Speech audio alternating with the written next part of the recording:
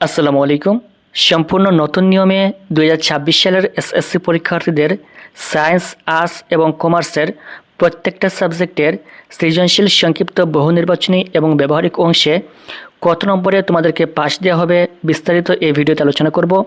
কারণ অন্যান্য বছর কিন্তু সংক্ষিপ্ত প্রশ্ন ছিল না, এবছর নতুন করে তোমাদের পরীক্ষায় সংক্ষিপ্ত প্রশ্ন যুক্ত করা রয়েছে, যেখানে সংক্ষিপ্ত প্রশ্নে তোমাদের 20 নম্বর দেওয়া হবে। আজকের এই ভিডিওতে তোমাদের প্রত্যেকটা সাবজেক্টে কত নম্বর পেলে এমসিকিউ এবং সিকিউতে কত নম্বর পেলে তোমাদেরকে পাস দেওয়া হবে বিস্তারিত জানিয়ে দিব। 2026 সালের এসএসসি পরীক্ষার সকল আপডেট এবং সাজেশন আমাদের এই চ্যানেল থেকে পাওয়ার জন্য চ্যানেলটি অবশ্যই সাবস্ক্রাইব করে রাখবেন। Thank you so much. আমরা প্রথমে দেখে নিব বাংলা প্রথম পত্রে তোমাদের কত নম্বর পেলে পাস দেওয়া হবে। বাংলা প্রথম পত্র পরীক্ষা অনুষ্ঠিত হবে 100 নম্বরে, যেখানে সৃজনশীল থাকবে 50 নম্বর এবং বর্ণনামূলক থাকবে 20 নম্বর। এই হচ্ছে মোট 70 নম্বর।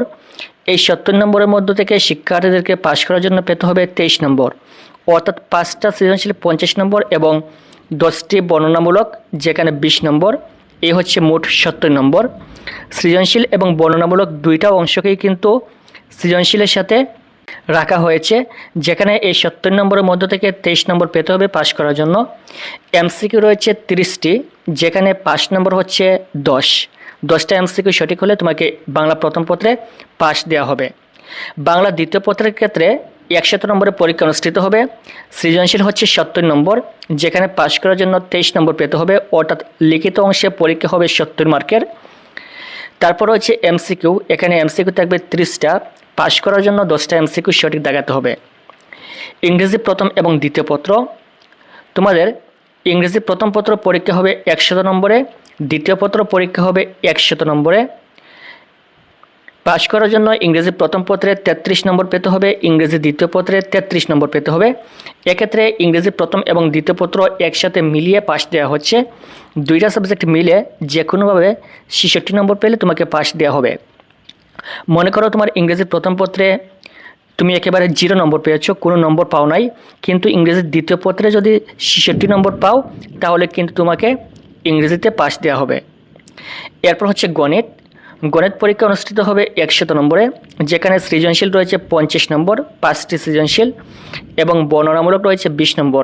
এই হচ্ছে মোট 70 নম্বর। এর মধ্য থেকে পাস করার জন্য পেতে হবে 23 নম্বর। এমসিকিউ রয়েছে 30টি, যেখান থেকে পাস করার জন্য পেতে হবে 10 নম্বর, অর্থাৎ গণিতে 10টি এমসিকিউ সঠিক দেখাতে হবে। তারপর হচ্ছে আইসিটি, অর্থাৎ তথ্য ও যোগাযোগ প্রযুক্তি। আইসিটি পরীক্ষা অনুষ্ঠিত হবে 50 নম্বরে, যেখানে এমসিকিউ রয়েছে 25টি। এই 25টি এমসিকিউ এর মধ্য থেকে 8টি এমসিকিউ সঠিক দেখাতে হবে এবং ব্যবহারিক রয়েছে 25 মার্ক, যেখান থেকে 8 নম্বর পেতে হবে। এরপর হচ্ছে অন্যান্য সাবজেক্ট, যেমন ইতিহাস, ইসলাম শিক্ষা, সমাজ বিজ্ঞান, ভূগোল, পৌরনীতি এবং অর্থনীতি। এই সবগুলোর ক্ষেত্রে কিন্তু একই নিয়ম, এই সবগুলো সাবজেক্টে একইভাবে পাস দেওয়া হবে। এখানে পরীক্ষা অনুষ্ঠিত হবে 100 নম্বরে। সৃজনশীল হচ্ছে 50 নম্বর, যেখানে 5টা সৃজনশীল থাকবে। বর্ণনামূলক হচ্ছে 20 মার্ক। এই মোট হচ্ছে 70 মার্ক। 70 মার্কের মধ্য থেকে তোমাকে পাস করার জন্য 23 মার্ক পেতে হবে। এমসিকিউ রয়েছে 30টি, যেখান থেকে পাস করার জন্য 10টা এমসিকিউ সঠিক দেখাতে হবে। এই হচ্ছে এই সকল সাবজেক্টের ক্ষেত্রে। এরপর আমরা দেখি সায়েন্সের ক্ষেত্রে। সায়েন্সের কয়েকটা সাবজেক্ট রয়েছে, পদার্থবিজ্ঞান, রসায়ন, উচ্চতর গণিত এবং জীববিজ্ঞান। সকল সাবজেক্টের ক্ষেত্রে একই নিয়ম। এখানে সৃজনশীলে পেতে হবে 40 মার্ক। এখানে 4টা সৃজনশীল থাকবে 40 নম্বর, বর্ণনামূলক থাকবে 10 নম্বর, এই হচ্ছে 50। এমসিকিউ থাকবে 25 নম্বর, এই হচ্ছে 75 এবং ব্যবহারিক থাকবে 25 নম্বর। এই হচ্ছে 100 নম্বরের পরীক্ষা। তোমাদের পদার্থ, রসায়ন, উচ্চতর গণিত এবং জীববিজ্ঞান সকল সাবজেক্টের ক্ষেত্রে একই নিয়ম।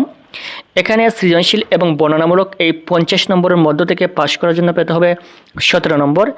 এমসিকিউ 25 মার্কের মধ্য থেকে 8 মার্ক পেতে হবে পাস করার জন্য এবং ব্যবহারিক অংশে অবশ্যই তোমরা পাস করবে তোমরা যদি ব্যবহারিক খাতাটা সঠিকভাবে জমা দাও। এক্ষেত্রে ব্যবহারিক 25-এর মধ্য থেকে 8 নম্বর পেতে হবে পাস করার জন্য। তারপর দেখি আমরা কমার্সের ক্ষেত্রে। কমার্সের 3টে সাবজেক্ট রয়েছে, হিসাব বিজ্ঞান, ব্যবসায় উদ্যোগ এবং ফিনান্স। এই 3টার ক্ষেত্রেই কিন্তু একই নিয়ম। সৃজনশীল 5টা থাকবে 50 নম্বর, বর্ণনামূলক থাকবে 10টি, যেখানে 20 নম্বর। এই হচ্ছে 70 নম্বর। 70 নম্বরের মধ্য থেকে পাস করার জন্য পেতে হবে 23 নম্বর এবং এমসিকিউ 30 নম্বরের মধ্য থেকে পাস করার জন্য পেতে হবে 10 নম্বর। আশা করি বুঝতে পেরেছ। এই হচ্ছে তোমাদের এসএসসি ২৬ সালের পরীক্ষায় সকল সাবজেক্টের ৫ নম্বর। পরবর্তী এসএসসি ২০২৬ সালের পরীক্ষার সকল আপডেট এবং সাজেশন পাওয়ার জন্য চ্যানেলটি অবশ্যই সাবস্ক্রাইব করে রাখবেন। Thank you so much.